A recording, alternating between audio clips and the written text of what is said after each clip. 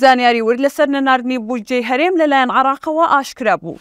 سەرچاوەیەک لە حکوومەتی هەرێم هۆکاری دەستگیرکردنی مۆدێلەکانی بۆ تیوار ئاشکرا کرد. بەرپرسێکی حکوومەت مژدەیەکی خۆش ئاڕاستی ئەو کەسانە دەکات کە قەرزاری قیستی خانوبەرن. لا تیوار نیوزەوە سڵاوتان لێبێت. تابانجافم و سێ هەواڵتان پێشکەش دەکەم.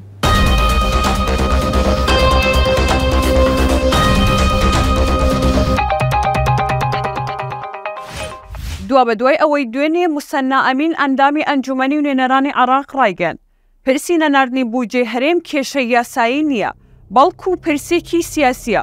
هاوتەریب لەگەڵ لێدوانەکانی ئەو ئەندامەی پەرلەمان سۆران عومەر ئەندامی ئەنجومەنی نوێنەرانی عێراق لەسەر پشکی کۆمەڵی دادگەریش گوتی ڕێکاری ئیداری و یاسایەکانی بودجەی هەرێم لە بەغدایە، بەڵام چوونە بواری جێبەجێکردنیەوە لە تارانە و لا دەستی ئێرانیەکاندایە.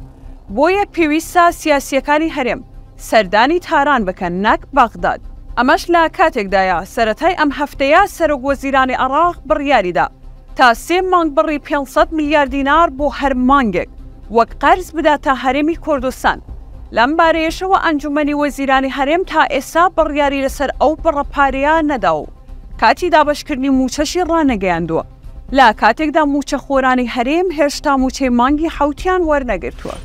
دوێنێ چوارشەممە هەواڵی دەستگیرکردنی دوو کەسی مۆدێل بڵاو کرایەوە. هەر ئەمڕۆژ هەواڵی دەستگیرکردنی مۆدێلێکی تر بە ناوی میریان قادر بڵاو کرایەوە. تیوار نیوز بۆ زانینی زانیاری لەسەر ئەوەی ئایا پرۆسی دەستگیرکردنی ئەم مۆدێلانە بەردەوام دەبێت یاخودنا پەیوەندی کرد بە بەرپرسێکی حکومیەوە. ئەو بەرپرسان ڕایگەیاند ئەو بابەتە کەیسی ڕۆژانەی کۆمەڵگایە، کاری دەسەڵاتی دادوەری و پۆلیسە، پەیوەندی بە پرسە کۆمەڵایەتیەکانەوە هەیە. حکوومەت هیچ بەرنامەیەکی لەو جۆرەی نییە حەملە بکات بۆ دەستگیرکردنیان، بەڵکو خۆیان ئەو مۆدێلانە کەیسی سەرکێشی ناو کۆمەڵگان و فلتەریان نیە بۆ ژیانی خۆیان. بۆیە زۆرتر لە خەڵکی ئاسایی کۆمەڵگا تووشی کێشەی یاسایی و دەستگیرکردن دەبن. هەروەها و بەرپرسەی حکوومەت ئاماژەی بۆ ئەوەش کرد بە حکمی ئەوەی ئەو چینەی ناونراون مۆدێل قیمەی کۆمەڵایەتی و خێزانیان نییە، یاخود شیرازی خێزانی شپرزیان هەیە. ئەما یەکەم کێشە و کۆتا کێشە نابێت. جەمیل عەزیز بەڕێوەبەری بانکە پسپۆڕیەکان لە وەزارەتی دارایی هەرێم بە میدیای پارتی ڕاگەاندووە. بە پێی نووسرا و بڕیاری ئەنجومەنی وەزیرانی کوردستان ئێمە هیچ کەسێک ناچار ناکەین قستی قەرزی خانوبەرە بگەڕێنێتەوە تاوەکو ئەو کاتێ ڕێنوێنی ئاسانکاری قەرزەکان دەردەچێت.